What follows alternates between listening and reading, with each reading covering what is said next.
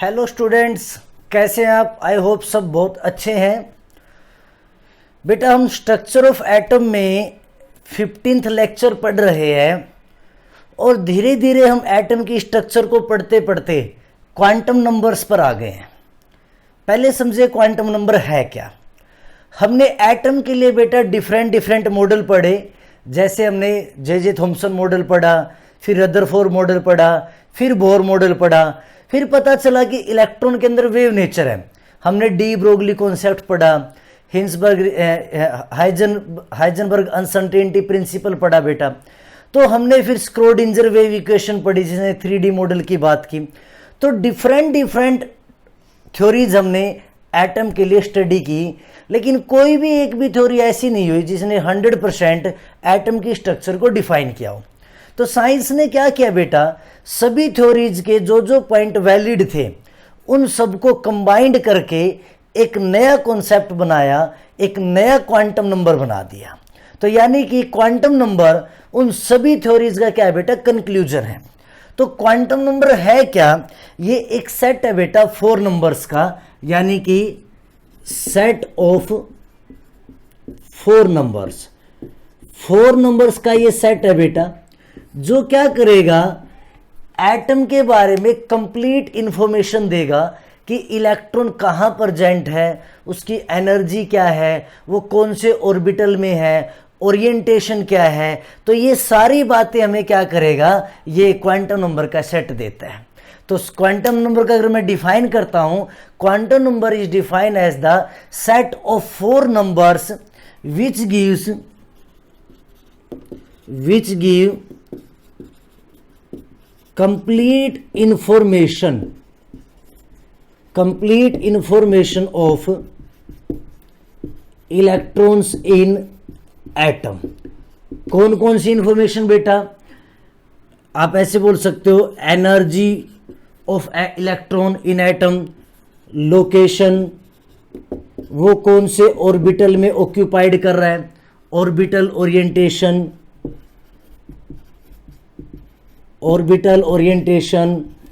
Shape of orbital etcetera. इन सब की इंफॉर्मेशन हमें जो देगा वो सेट क्या कहलाएगा, क्वांटम नंबर्स कहलाएगा। तो टोटल हमें 4 क्वांटम नंबर्स पढ़ने बेटा। तो हम सबसे पहले बात करते हैं फर्स्ट क्वांटम नंबर की। ध्यान से समझेंगे, जो हमारा फर्स्ट क्वांटम नंबर है वो है बेटा प्रिंसिपल क्वांटम नंबर। तो हम बात करें सबसे पहले first principal quantum number. Principal quantum number को हम स्मॉल n से रिप्रेजेंट करते हैं। प्रिंसिपल क्वांटम नंबर क्या कहता है, ध्यान से समझेंगे। ये कुछ मेन पॉइंट के बारे में बताता है। ये बोहर मॉडल कॉन्सेप्ट पे बेस है बेटा, based on Bohr concept. Bohr के कॉन्सेप्ट पे क्या है, ये बेस है। ठीक, तो इन्होंने क्या क्या पॉइंट बताए, अब हम वो डिस्कस करते हैं।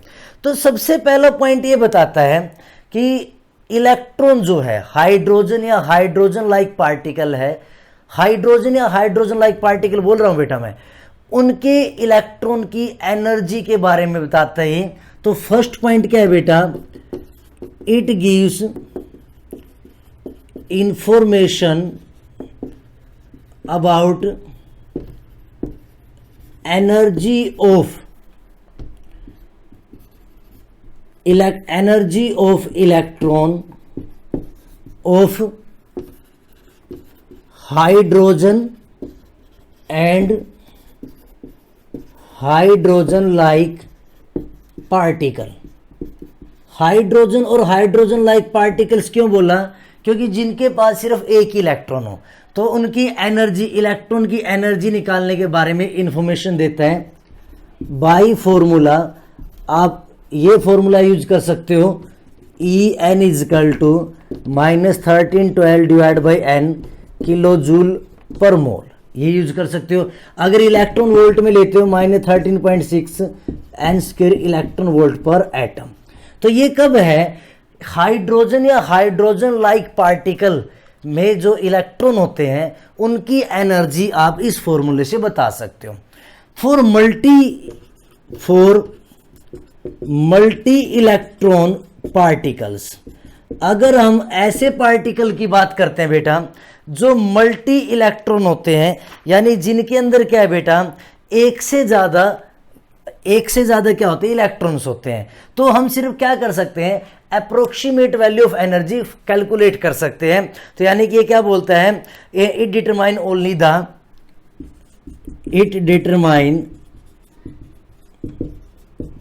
Only the approximate energy.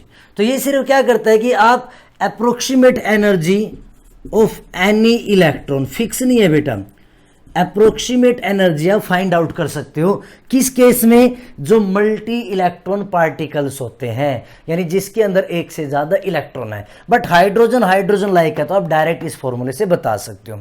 First point clear हो गया बेटा। सेकंड पॉइंट क्या है, ये क्या करता है बेटा डिस्टेंस के बारे में बताता है from the nucleus. Hydrogen like particle जो होते हैं उनका आप एवरेज डिस्टेंस निकाल सकते हो। It tells the average distance of electron from nucleus। Nucleus से एवरेज डिस्टेंस आप निकाल सकते हो बोर कॉन्सेप्ट का यूज करके, यानी कि अब फिक्स नहीं है, एवरेज डिस्टेंस आएगा। ठीक है, तो ये बात भी क्या बताता है, हमारा प्रिंसिपल क्वांटम नंबर बताता है कि आप क्या कर सकते हो एवरेज डिस्टेंस निकाल सकते हो, जिसकी वजह से हम इलेक्ट्रॉन क्लाउड के साइज को डिटरमाइन कर सकते हैं। भाई कितनी दूर इलेक्ट्रॉन का क्लाउड जाएगा एवरेज डिस्टेंस से पता चल जाएगा। तो 2 पॉइंट हमने पढ़ लिए बेटा। थर्ड पॉइंट क्या है, अब मैं एनर्जी की बात कर रहा हूं, ध्यान से देखना। अभी पहले मैं फर्स्ट पॉइंट कोई और क्लियर कर रहा हूं। जब हम फर्स्ट पॉइंट की बात करते हैं तो ये कहता है कि एनर्जी आप कैसे निकालते हो। देखेंगे इन्होंने क्या कहा कि जो न्यूक्लियस के अराउंड सेल होते हैं बेटा, प्रिंसिपल सेल, ये क्या है प्रिंसिपल सेल है न्यूक्लियस के अराउंड, इनको हम KLMN ऐसे रिप्रेजेंट करते हैं। तो इनको हम कैसे रिप्रेजेंट करेंगे, KLMNO and so may be represented by, आप इनको n = 1, n = 2, n = 3 and so ऐसे भी आप रिप्रेजेंट कर सकते हो। तो K क्या हो गया बेटा, n = 1, n = 2, n = 3, n = 4 and so. तो यानी कि जो प्रिंसिपल सेल है न्यूक्लियस के अराउंड, प्रिंसिपल सेल है जिनका हम एवरेज डिस्टेंस निकाल सकते हैं, एवरेज एनर्जी या फिर हम उसकी एनर्जी कैलकुलेट कर सकते हैं। बट मल्टी इलेक्ट्रॉन में हम क्या करते हैं अप्रोक्सीमेट एनर्जी निकालते हैं, फिक्स नहीं निकलती है। ये बात क्लियर होगी बेटा। अब ये कहता है कि ये जो प्रिंसिपल सेल है, अगर मैं K प्रिंसिपल सेल की बात करता हूं, K प्रिंसिपल सेल के लिए n = क्या होगा बेटा 1 होगा। तो इस फॉर्मूले में हम क्या करेंगे, n को 1 पुट कर देंगे तो वैल्यू क्या आएगी, सबसे कम आएगी।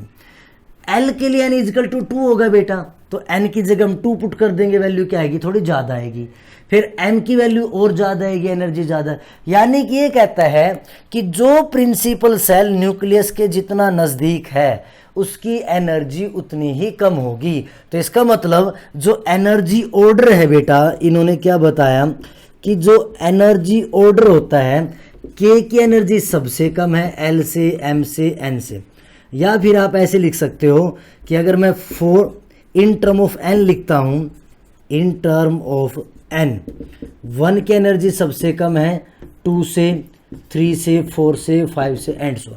यानी कि जो प्रिंसिपल सेल न्यूक्लियस के जितना नज़दीक होगा उसकी एनर्जी उतनी ही कम होगी। यानी कि K की एनर्जी कम है, L की ज़्यादा है, M की उससे ज़्यादा है, N की उससे ज़्यादा है। तो सेकंड पॉइंट हमारा क्या है बेटा, एनर्जी के बारे में। तो फर्स्ट पॉइंट में एनर्जी बताई, सेकंड पॉइंट में एवरेज डिस्टेंस बता दिया, और थर्ड पॉइंट में देखेंगे इन्होंने क्या कहा।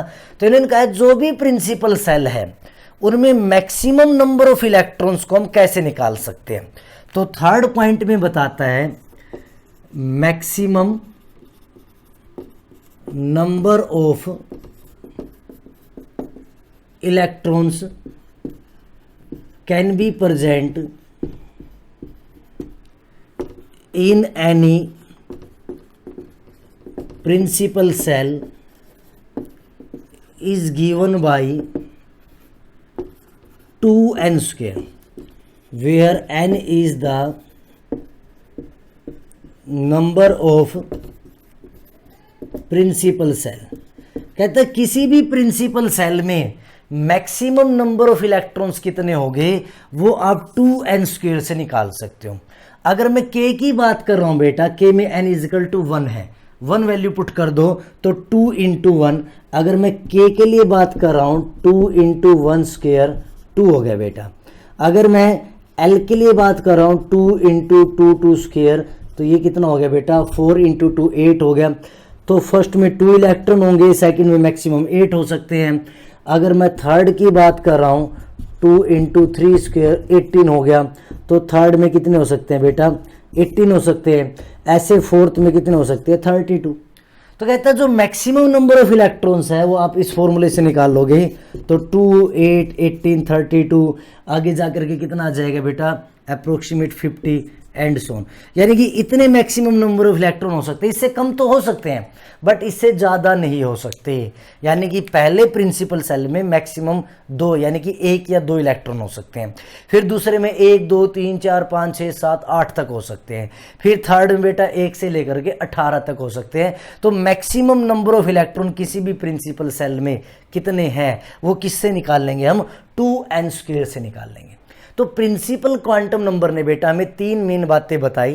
पहला तो उन्होंने ये कहा कि जो प्रिंसिपल सेल है उनको हम KLMN की बजाय अब n is equal to 1 n is equal to 2 n is equal to 3 ऐसे कंसिडर करेंगे। फिर दूसरा कहा कि हम इनका एवरेज डिस्टेंस निकाल सकते हैं कि न्यूक्लियस से इलेक्ट्रॉन कितने डिस्टेंस पे है तो हम इलेक्ट्रॉन का एवरेज डिस्टेंस निकाल सकते हैं।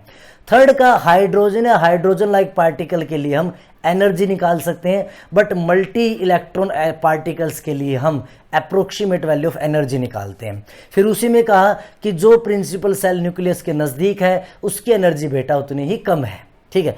फिर उसके बाद उन्होंने लास्ट पॉइंट में कहा कि हमें मैक्सिमम नंबर ऑफ इलेक्ट्रॉन निकालने किसी भी प्रिंसिपल सेल में तो हम 2n स्क्वायर फॉर्मूला यूज करके निकाल सकते हैं। तो ये था हमारा फर्स्ट क्वांटम नंबर जिसको हम प्रिंसिपल क्वांटम नंबर बोलते हैं। तो प्रिंसिपल क्वांटम नंबर ने हमें 2-3 पॉइंट अच्छे से क्लियर कर दिए कि बेटा न्यूक्लियस के अराउंड प्रिंसिपल सेल है, इन प्रिंसिपल सेल को हम मेन लाइंस बोलते हैं। मेन लाइन यानी न्यूक्लियस के अराउंड मेन लाइंस है जिसके अंदर maximum number of electron 2n square से हम फाइंड आउट कर सकते हैं। अब हमारा सेकंड क्वांटम नंबर है और ये बहुत ज़्यादा इंपॉर्टेंट भी है, इसको हम एजीम्यूथल या फिर एजीम्यूथल क्वांटम नंबर बोलते हैं बेटा। एंगुलर मोमेंटम, एंगुलर मोमेंटम या फिर सब्सिडरी और लास्ट में and secondary quantum number, secondary quantum number इसको हम बोलते हैं क्वांटम नंबर, और इसको हम स्मॉल l से डिनोट करते हैं, स्मॉल l से। पहले तो समझो ये क्वांटम नंबर कहता क्या है। अभी तक हमने क्या पढ़ा, अभी न्यूक्लियस के अराउंड प्रिंसिपल सेल है जिनको हम मेन लाइन बोलते हैं। अब ये कहेगा कि भैया सिर्फ मेन लाइन प्रेजेंट नहीं है, मेन लाइन के अलावा कुछ और छोटी छोटी लाइन भी प्रेजेंट है जिनको हम सब सेल बोलेंगे, यानी कि सेल के अंदर भी सब सेल है। क्लियर है? कितने सब सेल है, कौन से प्रिंसिपल सेल में कितने सब सेल है, उनकी एनर्जी क्या है, वो सारी बातें हमें इस क्वांटम नंबर से पता चलेगी। तो ये क्वांटम नंबर क्या कहता है, it is found that the, ये इलेक्ट्रिकल फील्ड यानी कि स्टार्क इफेक्ट पे डिपेंड करता है, यानी कि base on the Stark effect है। It is found that the, it is found that the, it is found that the spectra of element contain, जो स्पेक्ट्रा होता है बेटा, spectra of element contains not only the main lines main lines मतलब principal energy shells, principal energy level, not only the main line but also some fine lines, यानी कि सिर्फ उसमें main line नहीं है, उस मेन लाइन के अंदर भी कुछ छोटी छोटी लाइनें हैं। कैसे समझो, एक रस्सी होती है, एक रस्सी किससे बनती है, बिल्कुल पतली पतली पतली पतली रस्सियों से, छोटी छोटी पतली पतली रस्सियां जुड़ के एक रस्सी बनाती है, यानी कि मैं बोल सकते हैं भी रस्सी के अंदर भी पतले पतली वायर है। तो यही बात कह रहा है भी प्रिंसिपल सेल के अंदर भी कुछ छोटी छोटी लाइनें हैं, यानी कुछ सब सेल है, और इन छोटी छोटी लाइन को हम क्या बोलते हैं, सब सेल। तो यानी कि प्रिंसिपल सेल के अंदर भी क्या है बेटा, सब सेल है। अब इस बात को इन्होंने जस्टिफाई कैसे किया, जस्टिफाई ऐसे किया इन्होंने, टू प्रूफ या फिर प्रूफ करने के लिए इन्होंने क्या कहा कि जो मल्टी इलेक्ट्रॉन एलिमेंट है, यानी कि जिसमें एक प्रिंसिपल सेल में एक से ज़्यादा इलेक्ट्रॉन है, उन इलेक्ट्रॉन की एनर्जी सेम नहीं है। अगर उन इलेक्ट्रॉन की एनर्जी सेम नहीं है, दैट मीन्स वो एक पाथ पे नहीं है बेटा, यानी कि उनका एनर्जी लेवल सेम नहीं है। दैट मीन्स मतलब एक ही एनर्जी लेवल के अंदर, एक ही प्रिंसिपल सेल के अंदर भी इलेक्ट्रॉन एक से ज़्यादा प्रेजेंट है, बट उन इलेक्ट्रॉन की एनर्जी सेम नहीं है। दैट मीन्स वो अलग अलग लोकेशन पे बैठे हैं, यानी कि उनका जो पाथ है एंगुलर मोमेंटम का वो डिफरेंट डिफरेंट है। तो क्या कहते हैं, अगर हम इस बात को हम करें, it may suggested that this is because, चलो अब बात करते हैं इस बात को इन्होंने कैसे प्रूफ किया। To explain these lines, to explain these lines, इन लाइन को एक्सप्लेन करने के लिए इन्होंने, to explain these lines, it was suggested that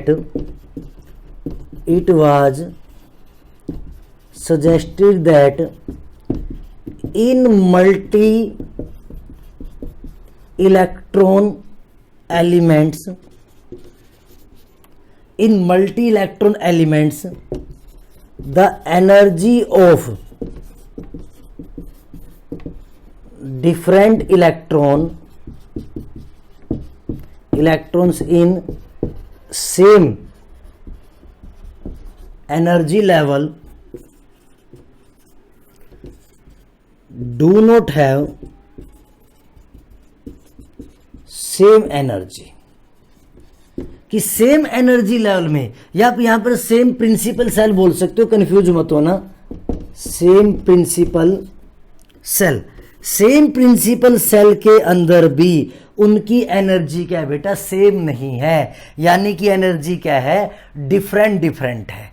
तो इसका मतलब क्या हुआ कि ये जो फाइन लाइंस हैं, इन फाइन लाइन को हम सब सेल बोलेंगे, यानी कि प्रिंसिपल सेल के अंदर भी सब सेल प्रेजेंट है। तो यानी अगर मैं इस बात को ऐसे लिखूं, दिस नंबर हेल्प, अगर मैं बात करता हूं इसको अगर मैं आगे बढ़ाऊं, दिस इज बिकॉज, अब इसी की मैं आगे बता रहा हूं, दिस इज बिकॉज, ऐसा क्यों हुआ, this is because they travel या रिवॉल्व इन डिफरेंट पाथ, ये डिफरेंट पाथ में क्या करते हैं बेटा, ट्रैवल या फिर रिवॉल्व करते हैं डिफरेंट पाथ में, एंड हैव, डिफरेंट पाथ में ट्रैवल रिवॉल्व करते हैं, and have different angular momentum. ये डिफरेंट पाथ ये ट्रैवल में रिवॉल्व करते हैं और इनका एंगुलर मोमेंटम भी क्या होता है बेटा, डिफरेंट होता है। तो यहां तक आई होप आपको पता चला होगा ये कहना क्या चाह रहा, ध्यान से समझेंगे। ये कहता है कि जो हमारे मेन प्रिंसिपल सेल है उनके अंदर अगर एक से ज़्यादा इलेक्ट्रॉन भरे हुए हैं, उन सभी इलेक्ट्रॉन की एनर्जी भी डिफरेंट है, यानी कि उस प्रिंसिपल सेल में भी कुछ छोटी छोटी लाइनें हैं या कुछ सब सेल प्रेजेंट है। तो अब देखेंगे ध्यान से, this number help to explain these lines of the spectrum. तो अब ये नंबर हमें क्या क्या इन्फॉर्मेशन देता है।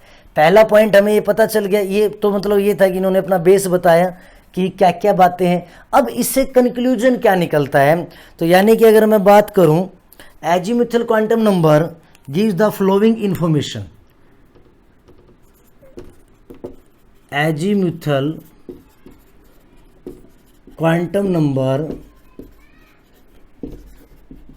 gives the following information. अब ये हमें क्या क्या इंफॉर्मेशन देता है वो बात हमें डिस्कस करनी है। तो पहली इंफॉर्मेशन क्या दी इन्होंने, द प्रेजेंस ऑफ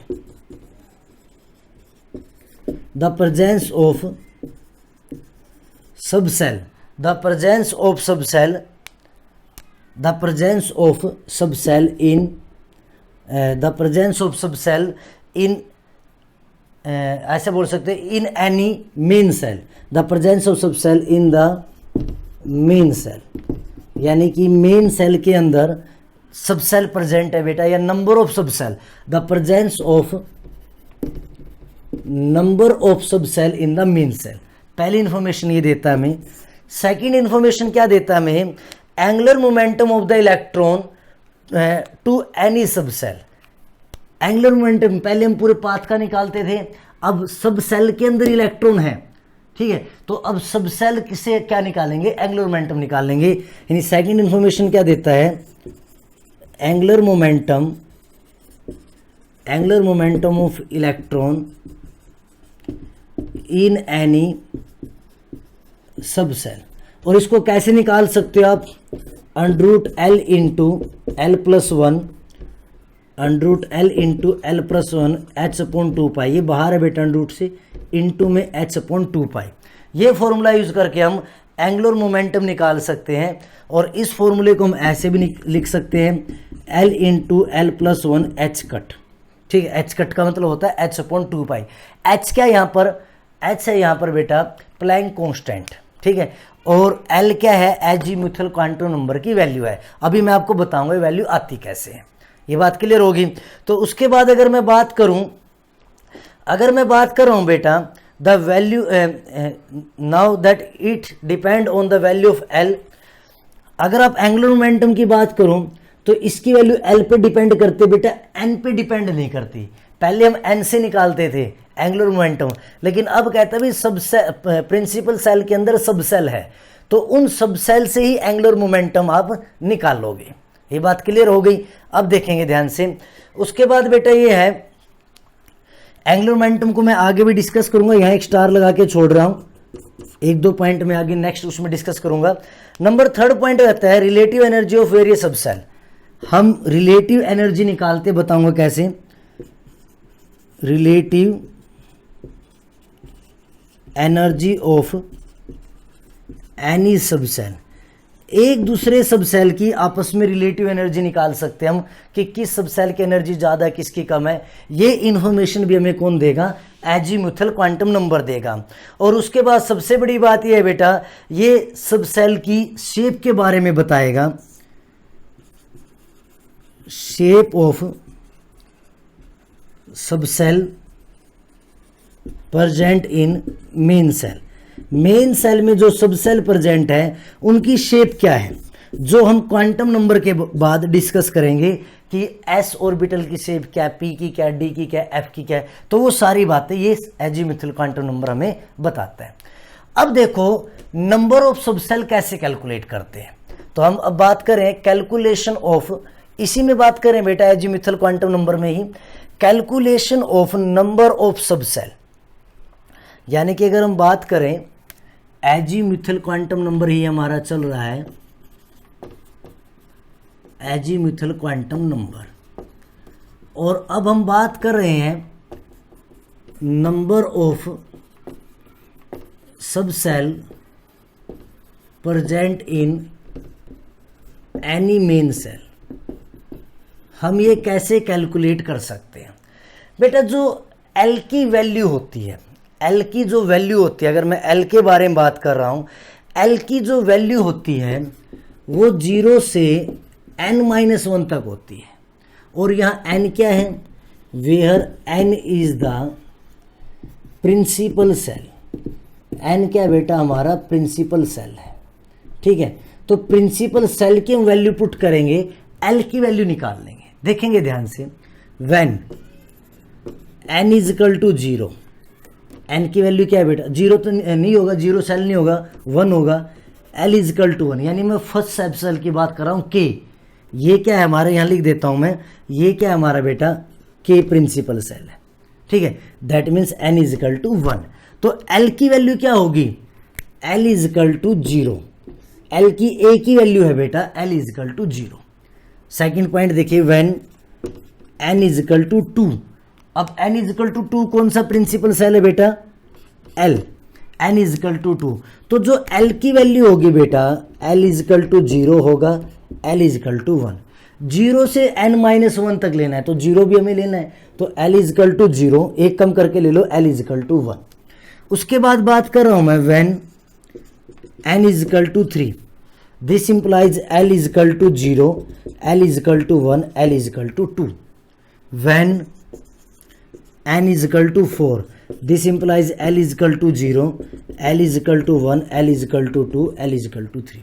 अब देखो फर्स्ट सब सेल के अंदर, फर्स्ट प्रिंसिपल सेल के अंदर एक ही सब सेल है, ठीक है, और इन सब सेल की नेम भी दिया गया है। अगर मैं डेजिग्नेशन की बात करूं तो मैं यहां लिख रहा हूं बेटा, नोट करके, नोट वैल्यू ऑफ एल, और ये है डेजिग्नेशन ऑफ सब सेल। जब एल इज इक्वल टू 0 होता है बेटा तो उसको एस सब सेल बोलते हैं, एल इज इक्वल टू 1 होता है उसको पी सब सेल बोलते हैं, एल इज इक्वल टू 2 होता है उसको D, L is equal to 3 उसको F, L is equal to 4 G and so HIJK11। ये जो SPDF है बेटा ये जर्नल इंग्लिश के वर्ड है। S मीन्स होता है शार्प, P मीन्स होता है बेटा प्रिंसिपल, D मीन्स होता है डिफ्यूज, और F मीन्स होता है फंडामेंटल। 4 तक ये हमें पढ़ने होते हैं, यहाँ लिख देता हूँ फंडामेंटल, ये क्या है 4 हो गए, ठीक। अब देखेंगे ध्यान से, L इज इक्वल टू 0 यानी क्या, एक ही सब सेल है, और कौन सा है, S सब सेल, ठीक है बेटा। तो यानी कि फर्स्ट प्रिंसिपल सेल में एक ही फाइन लाइन होगी जिसको हम S लिखेंगे, क्लियर होगी बात है। अब सेकंड में देखेंगे, सेकंड सब सेल, सेकंड प्रिंसिपल सेल में, फर्स्ट प्रिंसिपल सेल सेकंड में L इज इक्वल टू 0 है, L इज इक्वल टू 1 है, तो यानी कि S भी है बेटा P भी है, तो 2 सब सेल है इसके अंदर S और P, यानी कि 2 सब सेल। तो मैं यहां लिख देता हूं ओनली 1 सब सेल, और यहां क्या आ जाएगा 2 सब सेल, 2 सब सेल होते हैं, और n इज इक्वल टू 3 है बेटा, तो 3 का मतलब क्या हो गया, S भी है P भी है और D है, तो यानी कि कितने सब सेल है बेटा, 3 सब सेल। तो सेकंड जो थर्ड जो प्रिंसिपल सेल है उसमें 3 सब सेल है बेटा, 3 सब सेल। अब n is equal to 4, fourth principal shell, तो इसमें बेटा देखो ध्यान से 4 सब सेल है, S P D और F सब सेल। दैट मीन्स क्या हो गया कि 4 सब सेल क्या प्रेजेंट है, 4 सब सेल, ठीक है। अब देखो मैं इनकी रिप्रेजेंटेशन बताता हूं, इनको रिप्रेजेंट कैसे करते हैं।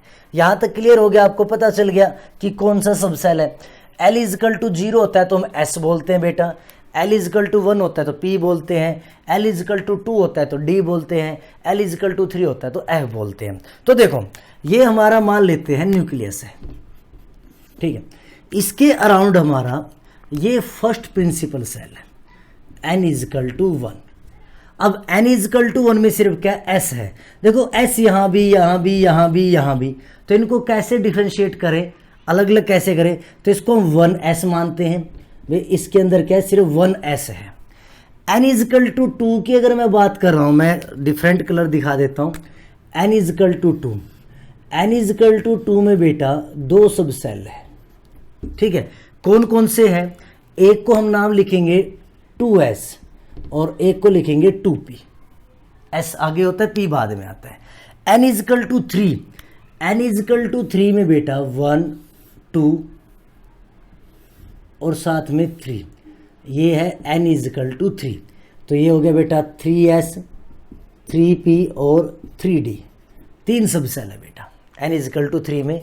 n इज इक्वल टू 4, 1 2 3 4, तो ये क्या हो गया n is equal to 4, n is equal to 4 में बेटा 4 सब सेल हैं, 4s, 4p, 4d और 4f।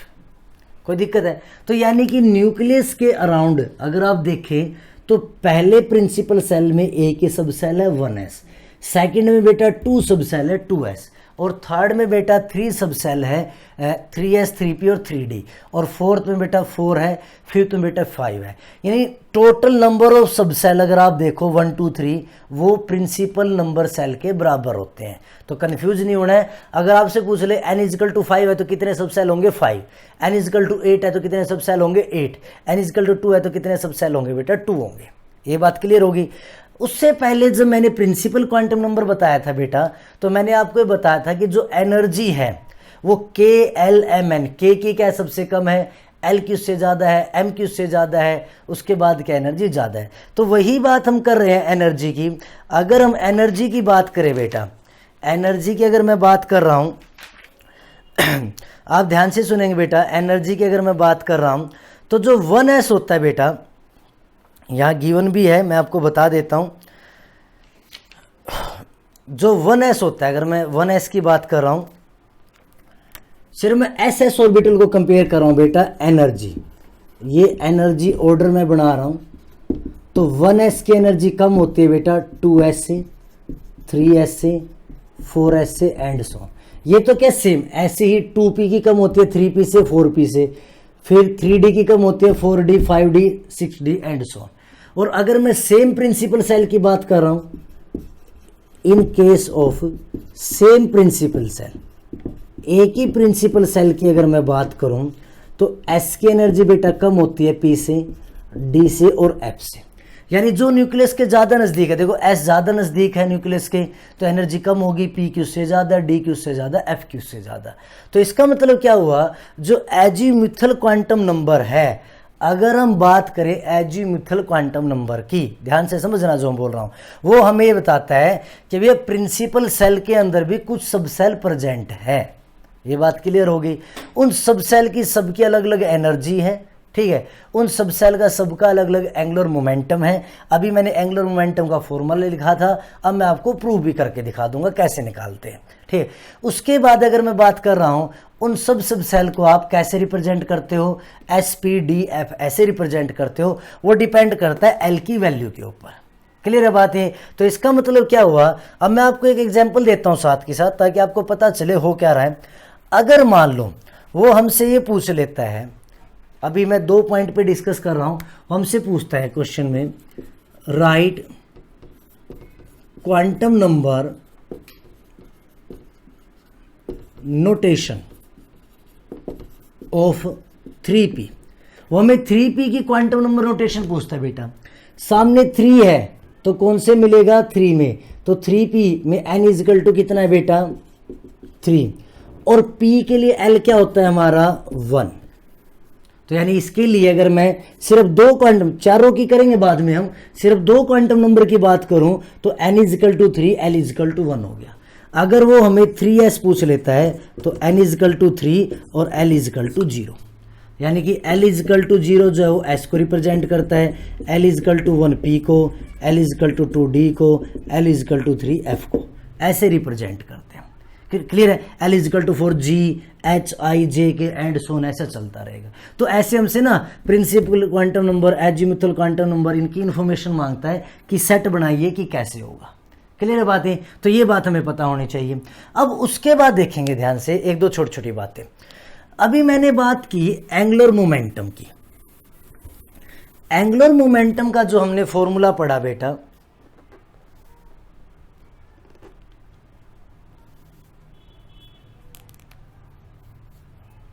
Angular momentum,